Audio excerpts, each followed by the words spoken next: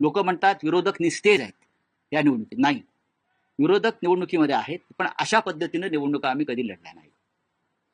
नगरपालिका, नगरपंचायत, ग्रामपंचायतीला इतके कोट्यवधी रुपये खर्च करून तुम्ही कोणाशी स्पर्धा करताय? या राज्याची निवडणूक संस्कृती जी होती ही पूर्णपणे उद्ध्वस्त झालेली आहे. या राज्याला एक संस्कृती होती, संस्कार होता, तो गेल्या 4 ते 5 वर्षामध्ये देवेंद्र फडणवीस यांच्या नेतृत्वाखालच्या सरकारनं पूर्णपणे उद्ध्वस्त केलेला आहे. आपापसात त्यांच्या मारामाऱ्या सोडून द्या, पण नगरपालिका निवडणुकीमध्ये किती पैसे खर्च करावे त्याला काही मर्यादाच राहिलेला नाही. याचं कारण 3 पक्षातली स्पर्धा, तू मोठा की मी मोठा.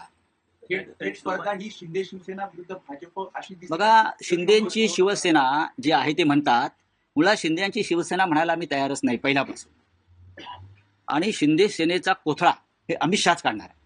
हे माझं वाक्य तुम्ही लिहून ठेवा. कधी 2 तारखेला शिंदे सेनेचा कोथळा हे दिल्लीचे शहा काढणार आहेत.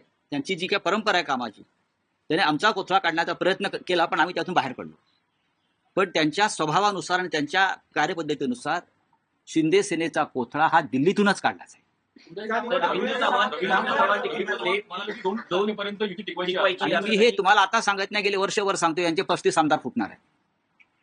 ज्या पद्धतीनं त्यांनी शिवसेनेच्या बाबतीमध्ये गुप्त ऑपरेशन तेव्हा केलं आणि आमचे आमदार, तीच पद्धत, त्याच पद्धतीनं आता शिंदेचे आमदार फोडण्याचं काम अगदी व्यवस्थित सुरू आहे. रवींद्र चव्हाण हे भारतीय जनता पक्षाचे प्रदेशाध्यक्ष आहेत, करेक्ट, कोकणातलेच आहे आणि डोंबिवलीचेच आहे. त्यांची नेमणूक खास त्यासाठीच केलेली आहे डोंबिवलीतून. त्याला राजकारण कळत आहे, त्यांनी ते राजकारण समजून घेतलं पाहिजे.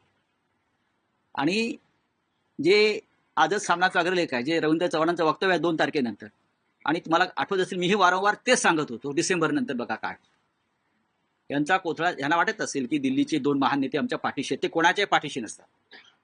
हिंदुहृदय सम्राट बाळासाहेब ठाकरे यांनी अमित शहा आणि नरेंद्र मोदी यांना बरं का नियमबाह्य मदत केली कायद्याच्या बाबतीमध्ये, इतर बाबतीमध्ये, तरी त्यांनी माननीय हिंदुहृदय सम्राटांच्या शिवसेनेच्या पाठीत खंजीर खुपसायला मागे पाहिले नाही. तिथे शिंदे कोण? त्यांचा कोथळा काढणार आहे, 35 आमदार होणार आहेत असं संजय राऊत म्हणाले.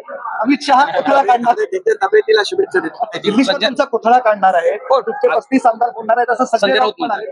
अमित शहा कोथळा काढणार आहे, तब्येतीला शुभेच्छा देतात.